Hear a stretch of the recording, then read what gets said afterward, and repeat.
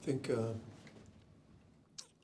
first I'd just like to say a couple things about Monty Williams and the job that he's done with their team. You know, I've been through rebuilds multiple times now as a coach, either as an assistant or a head coach. They're very difficult. These guys have been through a lot, the long losing streak, all that. But Monty is one of the people that I really admire in this league because of his personal integrity and the honor with which he coaches the game and coaches his team. And that team has gotten light years better. It's not showing up in wins right now, although it has somewhat. But because Monty's here and the staff that he has here, they will accelerate their rebuild. And so anyway, he's a great friend, and he is universally respected in our profession. So when you're having a year like that, unless you've been through it, you don't see the progress the way that a lot of people on the outside do. So hats off to him and how hard their team plays and everything else. So I like the way we played tonight. We had a slow start, but we hung in, did a much better job of staying focused and concentrating on details. Didn't have any major let-ups in the game, and we're really taking pride defensively. And so, you know, as we begin this trip, that's going to have to be the theme. And when we get stops, we can run. And the ball moved great tonight, and we did some really good things offensively. You like when you hold the team under 30 in quarters, you did that all four tonight, and you've talked about your defense a lot recently. Did you guys change something? Is it a focus on physicality? What's kind of led to this recent surge on that end of the floor to you? We just put a lot of work into it. And, you know, I thought Pascal tonight was spectacular at both ends. You know, he really is a spectacular player, but does things in an understated way. And defensively tonight, you know, he made 4 or 5 stands in situations where there were switches, got rebounds in crowds, got the break started. He was finding Tyrese for some easy opportunities, which when you're a first team all-star, you don't get many easy looks. You know, everybody's gunning for you, the number one guy on every scouting report. And, you know, one guy's flying at you, and if you get by him, there's another guy coming. And that's just the world you live in. So there's been a real good synergy between Tyrese and Pascal. Like, when Pascal got here, Ty was really looking to get him involved and finding, you know, the places where he's most effective and stuff like that. And in recent games, you know, Pascal's really returning the favor, and it's important because it's just important for the geometry of what's happening offensively. And so, you know, a lot of good things there tonight. And then, you know, getting McDermott back into it was important. You know, it's he's another guy that runs, stretches the floor, and plays well within the defensive system. So some good things tonight, but this is only the beginning of a very difficult trip. And so, you know, we move onward. You mentioned this Pascal and the geometry. I mean, I guess if you could elaborate on that without giving too much away, I mean, how do you think he's changed the geometry of what you guys do? Well, his ability to drive the ball and shoot the ball.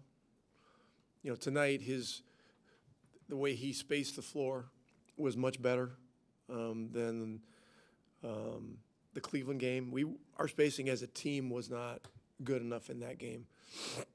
And when you space it and you have open shots and step into them and make them, now the drive lanes open up, and he was doing everything. And the way he rebounds the ball and gets it out in transition and finds people and gets it up the floor. I mean, he gets it over half court in 2 dribbles. And, you know, you look back in history at how many guys can really do that. Magic Johnson, LeBron. There have been others with that size and those kinds of ball skills. Like Pippen used to be able to do that a little bit. And there are others, and I don't want to forget names, but that's just to name a few. And so, there's a reason this guy has been a multiple All-Star and a multiple All-League player.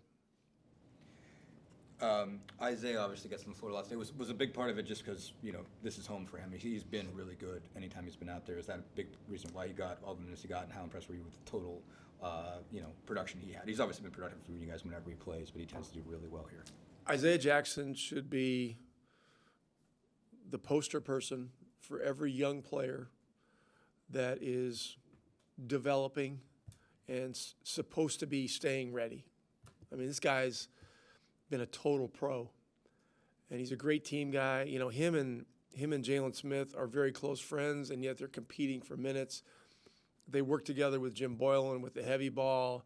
They push each other. They root for each other. I talked to Jalen this morning, and I said, I told him to be ready.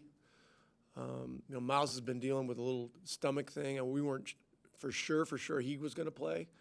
But I said, be ready. But I'm gonna play Isaiah. Coming home to Detroit. Pontiac's right down the road, and he said, okay, cool, great, thanks for letting me know. I'll be ready if needed. So this was good.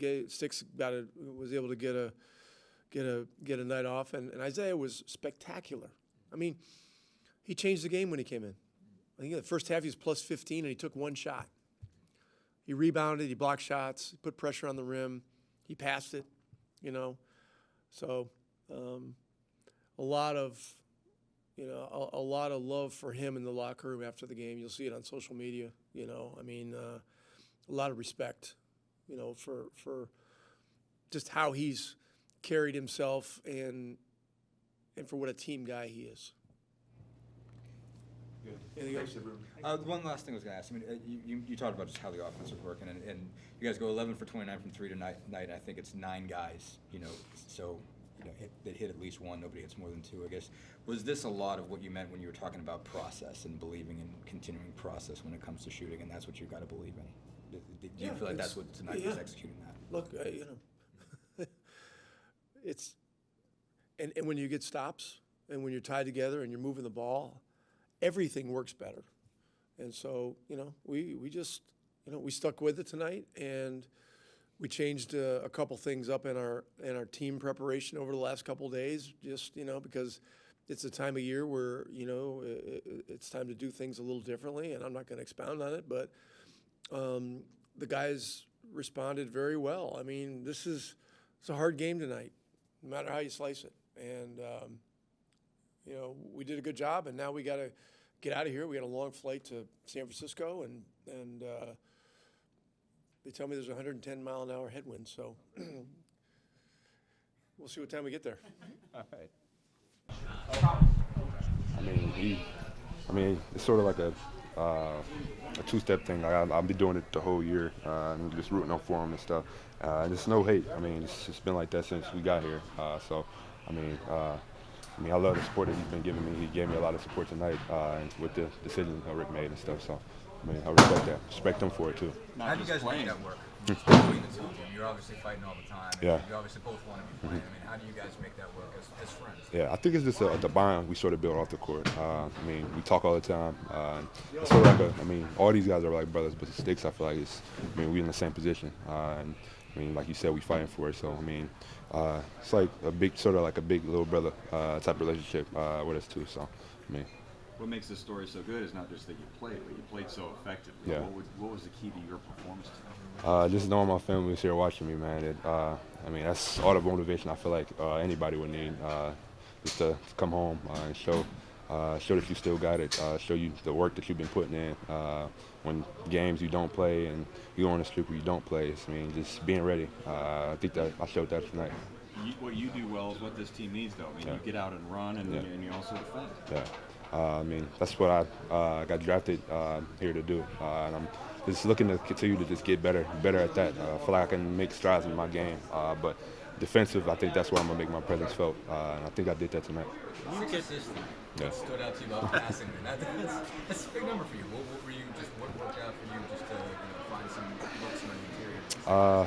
I think it was just, I mean, guys were just open. I feel like the way the defense was playing tonight, I mean, they wasn't, especially on pick and rolls, they was more so worried about me that when I had the ball, it was just easy to pass and guys were scoring. And just right timing and stuff, I feel like it played a lot to do with that. I mean, I take it personal. Me and Sticks, we've been arguing back and forth, like who's the best passer, big on the team, and I feel like I sort of took that. So When you get the schedule every August, how quickly do you look for where Detroit is on there? all the time. I mean, it's a blast coming home, man. I mean, I love it.